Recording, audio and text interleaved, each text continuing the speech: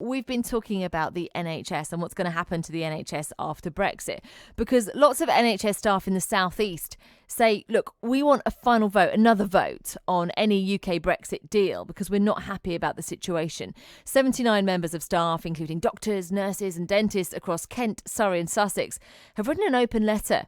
According to the People's Vote campaign group, you might have heard of them. They're the one who said, we need a deal on the final deal, as it were.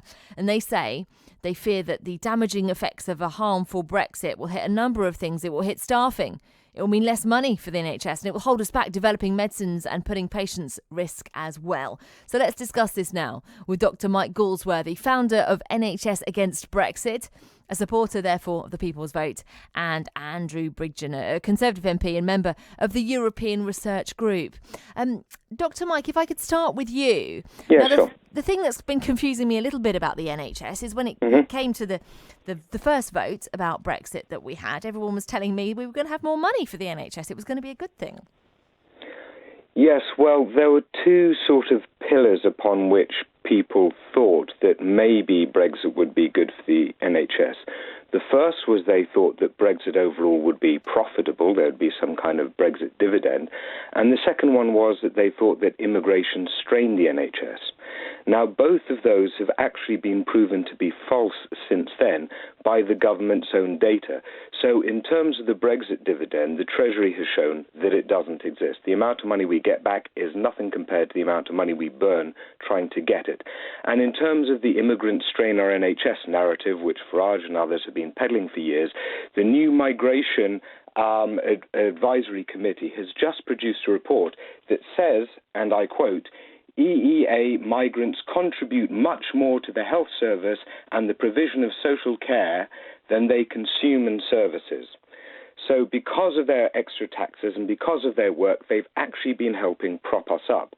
So that's gone. And in its place, we've got a government that's actively in a mess at the moment. Everyone agrees Chequers is terrible. We've got EU nurses leaving at an alarming rate. Just the fall in pound costs our NHS hundreds of millions extra a year in buying supplies and equipment. And that's why you've got 83% of doctors now who are saying that Brexit itself is bad for the NHS. You've got the Royal College of Nursing, Royal College of Midwives, and British Medical Association all calling for a People's Vote. They've had enough. They're saying it's damaging. They're saying it's going wrong and that we shouldn't throw the NHS under the bus. OK, if I could bring Andrew in now. You've heard all of that, Andrew. And obviously the NHS is vitally important to us as a society. So do you think Mike's got a point? We need to actually look at this again. Certainly not. And let's be clear. The People's Vote organisation, or anything but a People's Vote, that is a pressure group set to overturn the People's Vote that we had in 2016, the referendum, where we voted to leave the European Union. And we had another election in 2017, where both the Conservative Party and the Labour Party stood on manifestos which said they were going to... But how many people understood these points about the NHS then?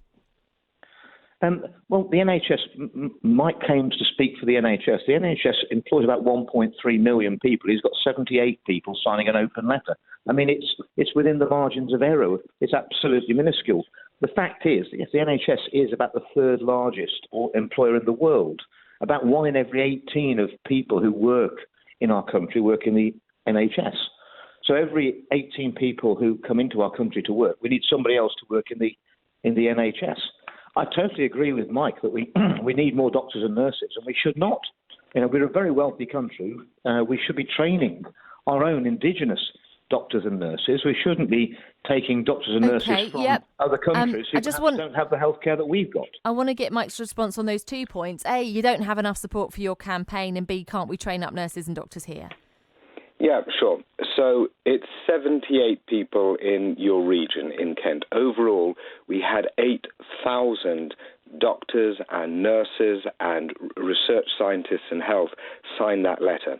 During the referendum campaign, Vote Leave tried to do the same. Do you know how many doctors and nurses they got? No. 50. Right. It is overwhelming within the health profession. Mr. Bridgen should really take this seriously. Instead of shutting it down because he's stuck in 2016, he should look at the issues now. If someone came into his in his constituency came into his surgery and said, we have a problem here, I'm sure he would listen. Now, this is the same thing on the national level. We have a problem here. Like I just said, 83% of doctors now think that Brexit is bad for the NHS. But what about democracy in that original vote? What about the fact that, we've had the referendum? Oh, absolutely. And so we had to act upon it. Now, I also run the campaign group Scientists for EU, and when the referendum happened, it was my responsibility to write a plan for UK and EU science after Brexit. And I put that before government, and I published it. I was planning on after Brexit. But our government have got themselves stuck in a mess. Everyone agrees Chequers is bad. Mr. Bridgen would probably agree Chequers is bad because his ERG group says that Chequers is bad. Do you, Andrew, agree with that? They don't have an alternative plan. And this is the issue here. If the whole country has gotten itself stuck, what do? You wake up and you respond to it. And the first canary in the mine is our NHS. And our NHS is saying, we are feeling the strain already. Do not throw this under the bus. If you can't make this work, just ditch it. Come back some other time, in some years down the line, when you actually have a written plan. Farage and others have been advocating leaving the EU for 20-odd years. They've never written a plan. During the referendum, there was no plan. Finally, with Chequers, there was a plan that blew up after 2 days. The ERG said they'd write another plan, then shelved that plan. I issue a challenge to Mr. Bridgen right now. If you cannot come up with an alternative working plan that has public and parliamentary support within 30 days, surely we should shelve this whole sorry project. Andrew, the gauntlet has been laid down. What is your response? My response, well, the scare stories about EU workers going home, well, they've always gone home, and one of the reasons is obviously the pound has got to its proper market value. It's less profitable for them to be here when they convert back to their own currency. But there's still more EU citizens working in the UK than there was at the time of Brexit. There's some 3.5 million EU citizens who, despite the fact that we're announced we're leaving the European Union, and we are leaving in March, at the end of March, they want to make their homes. They're not all doctors and nurses, are they? They see a better future for themselves in the UK outside the EU. But what about the NHS? The NHS is going to get a dividend from leaving the European Union. We're not going to be making vast payments to the EU anymore. I will agree with Mike that I'm not going to support the Chequers proposals because that neutralises the main benefits of Brexit, which is the ability to do free trade deals around the world. We would be able to do them for services, but that's what we sell to the rest of the world. We wouldn't be able to do them with goods. I want a Super Canada deal, which the EU have already offered us. It's very, very straightforward. Zero tariffs on goods and services. All that happens is... OK, but Mike laid down the gauntlet. He issued you a challenge. Are you going to accept that challenge of having a plan in 30 days' time? Oh, I think we'll have a plan within a couple of months. I think the government will shift 30 days, to Canada. Well, we've got plenty of time to do the free trade deal. The free trade deal is so straightforward because we have regulatory equivalence with the European Union on every aspect of our goods and services that you can do a free trade deal in an afternoon. It's only a matter of what do you want tariffs on. That's not what I've heard. I've heard that trade deals take a long time. Anyway, Mike... that's because you have to get to a level playing field. But because Canada doesn't produce its food the same way that the EU does, it doesn't produce its cars exactly the same way. It's getting a level playing field for competition. We don't have any of those problems because we produce all our goods and services to EU rules. Mike, you just laid down a challenge. Are you happy with what's been given back there? I'm not sure it's been accepted. No, absolutely not, because here is the thing. Where is the plan?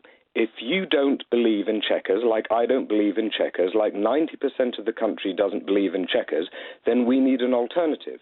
If you are telling me now that you have an alternative, then where is that plan? Ladies and gentlemen of Kent out there, is Andrew Bridgen prepared to now give you a URL that you can go to actually read a detailed plan? Chequers was a detailed plan that got burnt. If we're not going to go with it, we need another detailed plan, and fast, not in 2 months, in 30 days. Where is that detailed plan? Mr. Bridgen, I want that plan. If we do not have a plan that we can all assess together, then it'll be the best. It'll be the best thrown under the bus.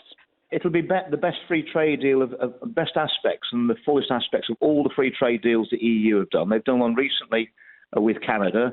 They've done one with Japan but not signed it off. We'll take all the best of all of those. It's basically the plan that David Davis was working. Put that on paper and put it out to the public. You're talking in fantasy land now. If this is all true, it should be write-downable. You should be able to write it down in something that people can read. That is called a plan. We want to see a plan, because if we don't see a plan, then we don't take you seriously. Like I said, you have an entire community here feeling the strain already. When that nurse-to-patient ratio gets really thinned out, like we're seeing over 100,000 vacancies now in the NHS, then that puts patient lives at risk. Can you write it down, Andrew? We need a plan to go forward or ditch the lot. Why are we relying on other countries to supply our doctors and nurses? Is it because our population is growing by unfettered migration, which we have no control over? Why aren't we training enough doctors and nurses? Why aren't we training enough of our own? We're a very wealthy country. We shouldn't be relying on other countries to supply our doctors and nurses. Okay, well, that takes us back to the beginning of the argument where Mike said actually that we were getting more out of the migrants putting into the service than actually they were taking out of us. So we'll leave it there. But thank you both. Dr. Mike Galsworthy from the People's Vote campaign and Andrew Bridgen MP, a member of the European Research Group.